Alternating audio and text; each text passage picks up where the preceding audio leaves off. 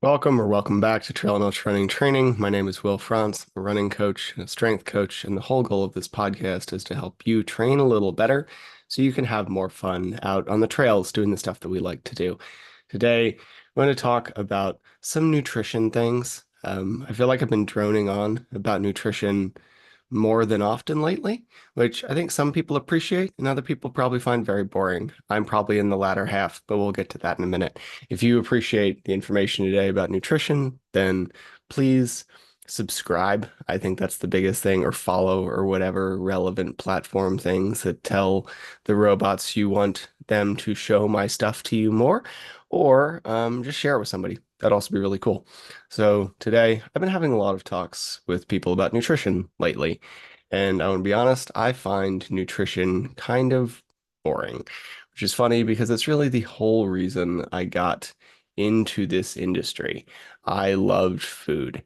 I wanted to help people eat better, wanted to help people learn to cook, and I spent like hundreds and whatever, maybe probably thousands of hours reading and listening and learning. But after you work with a few hundred people, like normal humans, you learn that nutrition just really isn't all that complicated. And it can be really hard because, cake tastes better than broccoli. And the internet sure as hell likes to make it seem complicated, telling you that fiber is somehow bad for you, even though every single study in existence says otherwise. Yet it's really not. And I'm sure someone's going to call me out on that last one. Yes, there are issues with like IBS and IBD where like fiber seems to exacerbate it, but once you solve the problem, it's still healthy for you. Anyway, further, it just doesn't make the biggest difference when we look at really anything. We eat reasonably, which is a vague term, exercise quite a bit, and live a stress-free, happy life. We're probably going to get the longevity and happiness and whatever health goals that most of us can hope to achieve. I think there's this big push to live to, pardon me, like 500 or some shit right now from like the longevity institutes of those like Aubrey de Grey. And I don't know. I don't see that being realistic. Maybe, but I think it's probably going to come from like gene editing and medicine more than it is going to be whether I choose to eat broccoli or not. So I think if we just eat reasonably, exercise quite a bit, live a stress-free, happy life, and then kind of like try to have some purpose, we'll probably be fine. When they look at the nutrition of centenarians, they actually see a wide range of things from meat consumption to no meat consumption to seafood to whatever. And then the big lifestyle commonalities that everybody has are just completely ignored. There's a lot of consistent daily movement. There's a lot of stress reduction stuff. I think this is actually why we had the French paradox for so long in regards to wine. Like, why can you consume wine and see like improvements in health markers? It's because you share it with your family and it's nice. That's it. Wine's bad for you, but it's like nice to enjoy and it provides some stress reduction. As far as food, we often just make it hard because we're not willing to make compromises. We want to both eat nothing so that we lose weight really fast while also training to perform our best. Um, for our upcoming race, right? We want to lose body fat, but also eat pizza every day. But if we get over this like lack of compromise, we probably know more or less what to eat. I rarely see people struggle if they just try to pursue a like largely whole food diet that makes them feel good. And then for the athletes I coach, take that and then add a lot of carbs around training. It can happen where we see struggles on these things, but it's rare. Occasionally, you might have a thing like celiac disease or Hashimoto's or another like autoimmune thing that completely fucks the whole paradigm. However, if we're not in that subset, if we just try to eat like basic whole foods, you'll probably be okay. Most of the time that we struggle is just because we're not very consistent. If we try to eat 3 meals a day, have some protein and fiber at each meal, fuel your training appropriately with carbohydrates, and probably cook most of your own food because our food environment is a mess, then gonna be fine. Oh yeah, and probably don't drink many of your calories outside of your training. So now, I should also, as athletes, realize that your body will probably change a bit throughout the year, and that's really normal. If we're in the winter and we're not training a lot, we're like going through Christmas things and enjoying and whatever, like You might put on 5 pounds of whatever, and who cares? Because you're probably going to lose it in the spring as soon as you crank your mileage back up, and that's okay. And it's actually really reasonable, much like your fitness is not going to be in peak shape all year. Your body will change a little bit throughout the year as well. It's absolutely okay. Now, the reason I'm like started talking about this or got on this like got a bug up my ass is because I got tired of seeing diets that I know for a fact do a lot of harm, posted as performance diets. And if you, as like a public persona, Lane Norton's a good example, talk about how sugar is going to probably help you fuel your workouts better and how carbohydrates are fuel and all of these things, then somehow um, we're going to end up with a ton of pushback. And I was probably in that other camp for a long time, so I feel you, but I have thankfully moved forward. Now, carbohydrates do actually improve your performance. This is not a deniable fact unless you can't eat them for some, again, autoimmune reason. Um, your biggest limiter in almost any activity over 90 minutes is going to be fuel, temperature, like internal temperature, and hydration. And it's not going to be this big shift in fitness. Yes, it's going to need to like have some bone strengthening for longer time in the legs. You'll need to have some muscular endurance, but for the most part, whatever we can push to about 90 minutes to 2 hours, in theory, I realize practice doesn't always follow theory for a wide range of reasons, but in theory, you should be able to more or less cardiovascularly hold as long and muscularly hold as long as we keep you fueled. Yes, eventually muscle breakdown will take that over, but if we can keep you fueled okay, you will be fine. The biggest limiter, even for professional marathoners in the marathon, is technically fuel. They're going to run out of carbohydrates before they run out of fitness. Now, if your fitness is higher, you can see a bigger drop off and not notice it as much because you're still really fast. And this is what we see with a lot of people. If you had any one of the Olympic marathoners join, let's say the Salt Lake City Marathon, they're going to win, period. It's not a big marathon major. It's not going to whatever. And then they could probably win without fueling very much because their fitness is so high. However, that is still technically their limited, like their limitation. Now, if we can run a half marathon in 90 minutes, like the biggest limitation we're going to see again is going to be hydration, heat management, fueling, because we're looking to stay for all of these like higher level stuff below lactate threshold. And if we're below lactate threshold, then yes, there's muscle damage happening. There's all these things. But if you're somewhere below your hour race pace, then as long as we manage our fuel, our internal temperature, our hydration, and these like secondary things, we're going to be fine. So we have to find what works for you, but that does not necessarily mean that your personal fueling strategy is actually a performance strategy. It probably means that you might have like found a strategy earlier in life that helped you stay consistent. You worked really hard, you train well in spite of a less than ideal nutrition protocol. I know a few professional athletes who arguably have a less than ideal nutrition protocol, but they perform well in spite of that, much less like because of it, you know? And now, if we're at this point where you're looking to increase your performance and you refuse to change, then you're probably going to see some limitations. And as I said, I get it. I sent out an email yesterday where I opened up a little bit about my own food struggles because honestly, it's been a thing and it's a thing for most of my life. I have definitely some fears about eating more food. And I know it hurts my progress. I got made fun of like in middle school for being fat, and I've gone up and down with my body fat a few times in my life.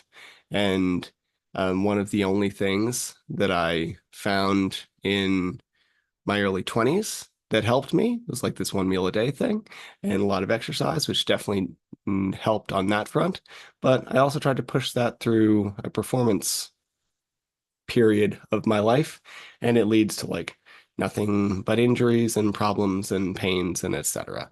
Right? So if we see people on maybe a podium or with a big platform talking about this, then it's very possible that they may also have some kind of background, much like I did.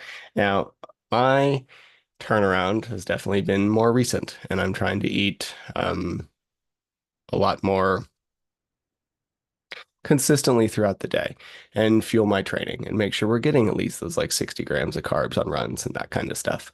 But if someone has found a strategy with which they want to live their by which they want to live their life, I think that's great. I really do. The problem I have is pushing this from the top of a podium or with a large internet following in a sport that is notoriously filled with eating disorders, in athletes that are famously focused on their weight, where we have a history, a very recent history of like public weigh-ins at the Nike project and like high schoolers stepping on the scale in front and like having to run extra or having to make weight or not making the team. When we have this very recent culture, probably still existent in some places, although there does seem to be a big shift. Um, in the past couple of years, which is probably why we're seeing records shattered. But there does seem to be a big shift in the last couple of years. But when we have this kind of culture, and then we stand up and push an eating pattern, any eating pattern that increases the risk for problems like RED-S, relative energy deficiency in sport, or stress fractures, or any other injuries, some of which I've experienced, thankfully not those two. Um, but it's not a performance diet. And it's not a performance diet because at the very least you can't recover well enough because you're not eating enough food. And carbohydrates help you run faster. So just because it works for you doesn't mean something else wouldn't work better. Because no professional athlete in any of the like big sports does this shit. They don't do the intermittent fasting. They don't do the keto. They don't do whatever. Like the only reason someone doing some form of carb restriction is ever podiumed is that like the general public, like there's no money in the sport, I guess. And I'm only attracted to sports that like have very little money in them. I played ultimate frisbee at a decently high level for a while, abroad, no less. There are still zero professional ultimate frisbee players. There are professional leagues, but like all of them have jobs, at least as a year ago. I'm friends with somebody who like runs Ultiworld, which is like the ultimate frisbee ESPN. And I know that they don't make any money doing that. And interestingly, there is a career in disc golf, but that's neither here nor there. So as a result, I've like seen this cognitive dissonance since I was in college. Like people would talk about some of the best frisbee players in the world and theorize how they would do on a basketball court or on soccer or whatever. And they get their asses handed to them is the actual answer because like most of the frisbee players that we were talking about were basketball players who didn't make the college team or volleyball players who didn't make the college team. And it'd say dumb things like, I don't think so and so professional basketball player would be all that good at frisbee. And yes, they definitely would be because we had some people on the team who weren't very good throwers and they scored so many goals because they were just fast and could jump. In worst case, they'd be like a professional basketball player would be that guy, but like 1,000 times better. I think we often forget how good professional athletes really are. Like very good high school kids, not even future professionals, regularly run their like 3 mile cross country in under 15. And I just like I don't think people realize the separation between professional athletes and the rest of us. Like we know, but until you see it, it's tough to actually recognize it. You don't see a 7 foot tall person very often. And then if you're on a basketball court, you're going to see an insane amount of them. Like I think Steph Curry's like 6'5" or something, and they make him look short. These people are just not the same. And it's the same like these Olympic marathoners. Like, did anybody even see the entire Olympic field run up a 10.5% grade at like a 5 minute mile? Like they barely broke stride. They went into it, their usual like 4:30 pace, which they hold for a marathon, and then barely broke stride, cranking up a 10% grade. It was wild. And if you multiply that course by like 4 times, you have a course that's quite a bit harder than Rocky Raccoon, a notoriously flat, like flat course in the trail and ultra world. And obviously, barring the torrential rain that turned the entire course into a lake last year, shout out to Brian Gilbert and go check out his episode. But Ian Sharman, a legend in our sport, has like the Rocky course, I think 12:45. And there's no way that any of those Olympians wouldn't have smashed that record with a little practice. And all of them eat an insane amount of carbohydrates. All of them eat a shitload of food.